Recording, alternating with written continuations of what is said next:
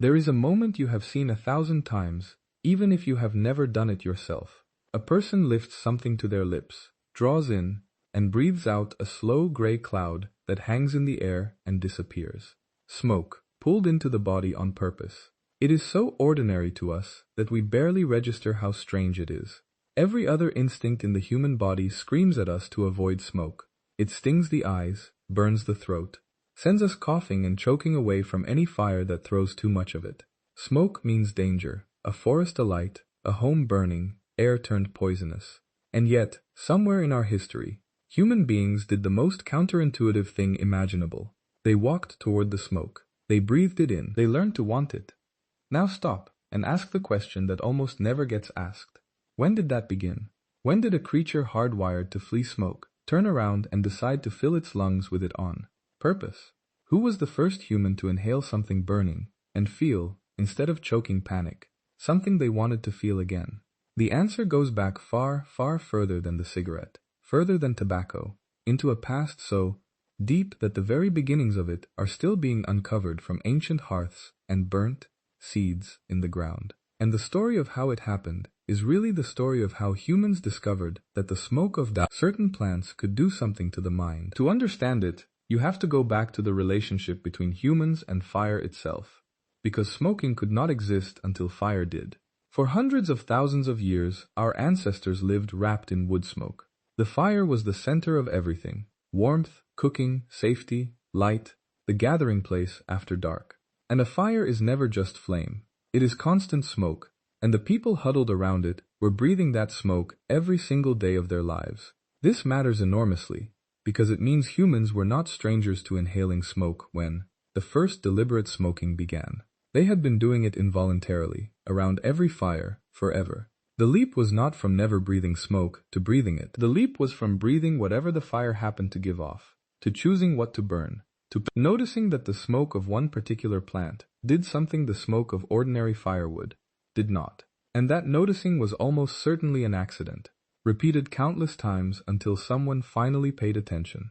Picture a group sitting close around a fire, and someone tosses in a handful of brush, some dried leaves, a plant gathered for some other reason entirely. The smoke shifts, it smells different, and the people sitting in that smoke begin to feel different too, lighter, calmer, strangely altered, or simply aware that something in their head had changed. In a world without any way to deliberately alter your own mind, that would have been an electrifying discovery. A plant that, when burned, reached inside you and changed how you felt.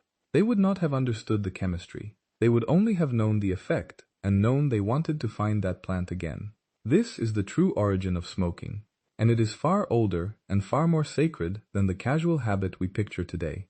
The earliest deliberate smoking was almost certainly not recreational in the way we mean it. It was tangled up with ritual, with healing, with the spiritual life of the group. Across the ancient world, the burning of plants to produce a meaningful smoke, what later cultures would call incense, or smudging, or sacred fumigation, appears again and again, and it appears early. People burned aromatic plants and resins to purify a space, to drive off what they believed were harmful spirits, to carry prayers upward on the rising smoke, and to enter altered states for healing and vision. Smoke that rose and vanished into the sky was, to many ancient peoples, a natural bridge between the earthly world and whatever lay beyond it. To send something up as smoke was to send it to the heavens.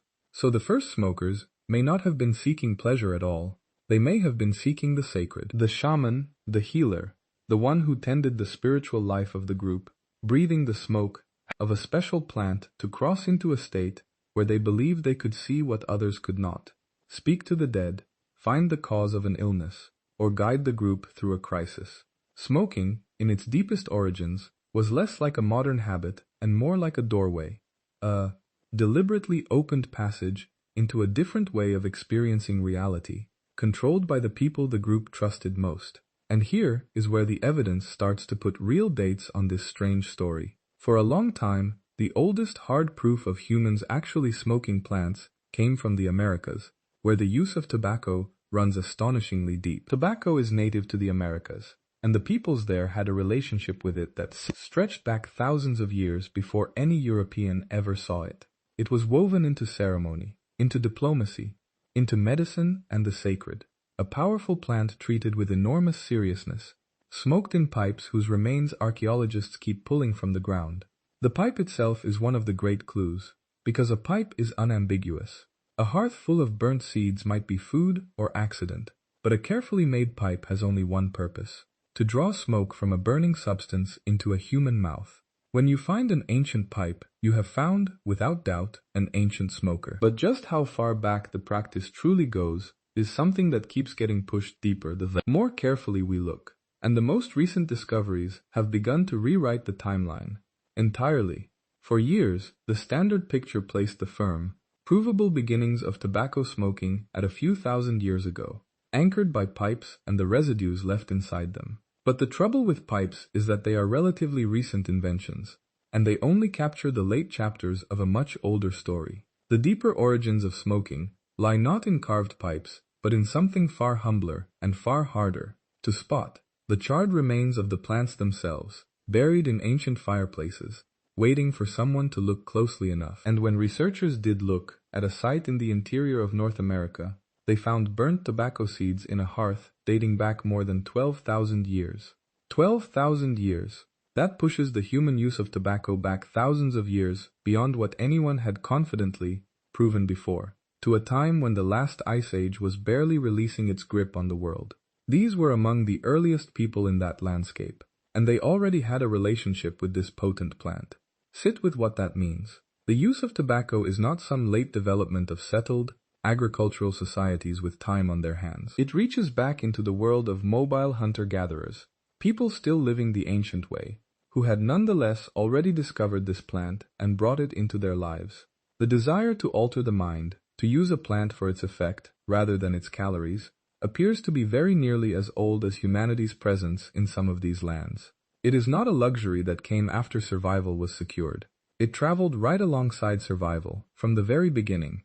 And tobacco is only one branch of a much wider human story, because peoples all over the world, with no contact between them, independently discovered that burning certain local plants and then breathing the smoke could change the body and mind. This is one of those patterns that should genuinely stop you, the same way the eclipse monsters do. Cultures separated by oceans, who never traded a single idea, each looked at the plants around them, each discovered that some of them yielded a meaningful smoke, and each built practices around inhaling it. The specific plant changed with the place. The underlying human impulse to find what the local world offered and to breathe it in was everywhere the same. It points to something deep in our nature, a restless, universal drive to explore not just the world outside us, but the inside of our own heads. Now the myth worth killing, because it is one we hold without examining it. We tend to think of smoking as a vice, a modern weakness, a habit invented by industry and advertising to hook people on a product. The cigarette, the marketing, the addiction sold for profit. That is genuinely modern and genuinely engineered, and it is fair to judge it harshly. But that recent, commercial, profit-driven version is a thin and late layer sitting on top of something ancient and entirely different. For most of its history, the burning of plants to produce smoke was not a vice at all. It was medicine. It was prayer. It was the careful, respected practice of healers and spiritual guides. It was treated with reverence, hedged with rules, reserved for meaningful moments, and woven into the deepest beliefs a people held. To our ancestors, this was not someone sneaking a harmful habit. This was one of the most sacred technologies they possessed, a way to heal the sick, honor the dead, seal an agreement, mark a passage, and touch the divine. The transformation of that sacred practice into a casual commercial product is one of the great, quiet shifts in human history, and it happened astonishingly fast at the end of the story. For thousands of years, the plant and its smoke were held inside a web of meaning and restraint. Then, in just the last few centuries, that web was torn away. The plant was carried across the world, stripped of its ceremony, mass-produced, and sold purely for the pull it had on the body. What had been a controlled doorway to the sacred became a thing you bought by the packet. The reverence vanished. The ritual vanished. What remained was only the raw chemical hook, separated from everything that had once given it weight and limits. We did not invent smoking. We inherited something ancient and meaningful, and then we hollowed it out. But to really understand why humans started in the first place, why a creature that flees smoke ever learned to crave it, you have to look past both the sacred origins and the modern habit, to the thing underneath them both. Because there is a reason this practice took hold across the entire species, in every kind of culture, and it comes down to a single, defining human trait. We are the animal that cannot leave its own mind alone. Every other creature accepts the consciousness it is given. It feels what its body makes it feel, and it never once tries to change that on purpose. Humans are the great exception. Almost everywhere we have ever lived, we have searched the world around us for things that would shift our inner experience, to calm us, to lift us, to open visions, to ease pain, to carry us out of ordinary awareness and into something else. The burning plant was one of the very first tools we found for that search, and it worked, and so it spread, and it stayed. Smoking began not because humans were foolish or weak, but because they were curious in a way no other animal has ever been, curious about the one frontier they carried with them everywhere they went, the inside of their own heads. And that curiosity, it turns out, is the thread that ties the very first smoker to the very last. Follow that thread back as far as it will go, and the first smoker stops looking like a mystery and starts looking like a person you could almost understand.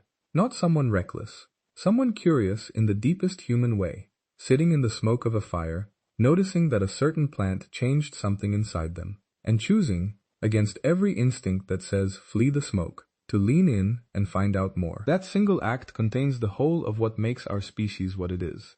The willingness to override an instinct in pursuit of an experience. The drive to experiment on the world and on the self. The refusal to simply accept reality as given. Everything that built our medicine, our art, our science, and also our addictions, lives in that one moment of a human being deciding to breathe in something burning on purpose. And it is worth holding both halves of what that curiosity produced. Because the story of smoking is not a simple one of either reverence or ruin. It is both, and they grew from the same root. The same impulse that let a healer breathe sacred smoke to comfort the dying also, thousands of years later, let an industry hook millions on a product engineered to never let go. The same human openness to altering the mind gave us the incense of every great temple and the cigarette that kills. You cannot have one without the capacity for the other, because they come from the same place in us, the restless, reaching curiosity that has never been content to leave our own consciousness untouched. Smoking is a near-perfect mirror of humanity itself, capable of the sacred and the self-destructive, often at the very same time, depending entirely on what we choose to do with the power we have found. So picture the full sweep of it, a creature that fled smoke for hundreds of thousands of years, breathing it unwillingly around every fire. A moment, somewhere deep in prehistory, when one of them noticed that a particular plant's smoke did something to the mind and leaned in instead of away. The slow building of that discovery into something holy, the rising smoke as a bridge to the heavens, the healer breathing visions, the plant treated with reverence and rules and care. Tobacco seeds charred in a hearth 12,000 years ago, proof that the practice rode alongside the earliest people in the land. The same discovery made independently across the whole world by peoples who never met, because the impulse behind it was universal. And then, only at the very end, the stripping away of all that meaning, the plant torn from its ceremony and sold for its hook alone. The entire arc, from the sacred fire to the cigarette packet, written across the deepest reaches of human time. Now the question that started all of this, when did ancient humans start smoking, turns out to have an answer that is bigger than any date. The honest answer is that they started the moment they became the kind of creature that could not stop asking what lay beyond ordinary experience. Smoking did not begin with tobacco, or with pipes, or with any single people in any single place. It began with the particular shape of the human mind, the curiosity that walks toward the smoke, instead of away from it. Put a date on it, and you might say 12,000 years, or far more. The truth is that the seed of it is as old as wonder itself. So the next time you see that slow gray cloud breathed out into the air, and feel whatever you feel about it, disapproval, indifference, craving, concern, try to see past the modern habit to the ancient thing standing behind it. You are not just looking at a vice the modern world invented. You are looking at the faint, distant echo of one of the oldest experiments our species ever ran on itself. The discovery that the world around us holds things that can reach inside and change who we are, and the very human decision to seek those things out. Behind the cigarette stands the sacred fire, Behind the casual smoker stands the healer breathing visions. Behind all of it stands the first human who leaned into the smoke and wanted to feel that way again. That person was not weak and was not foolish. They were doing the most human thing there is. They were refusing to leave the world unexplored, even the world inside their own head. And every breath of smoke drawn since, sacred or destructive or somewhere in between, is a continuation of the strange, restless curiosity they set in motion. Somewhere in the deep dark of prehistory, sitting close to a fire that was teaching them something no other animal had ever stopped to learn. We began smoking the moment we became the animal that wanted to change its own mind. And in that single, contradictory act, reaching toward the very thing our bodies told us to fear, in search of something we could not yet name, you can see the whole of what we are. The curiosity that heals and the curiosity that harms. The reverence and the ruin. The reaching that built temples and the reaching that built habits we cannot break. It is all there, in the smoke, rising and vanishing the way it has for 12,000 years and more, carrying with it the oldest human question of all: what else is possible? And what would it feel like to find out?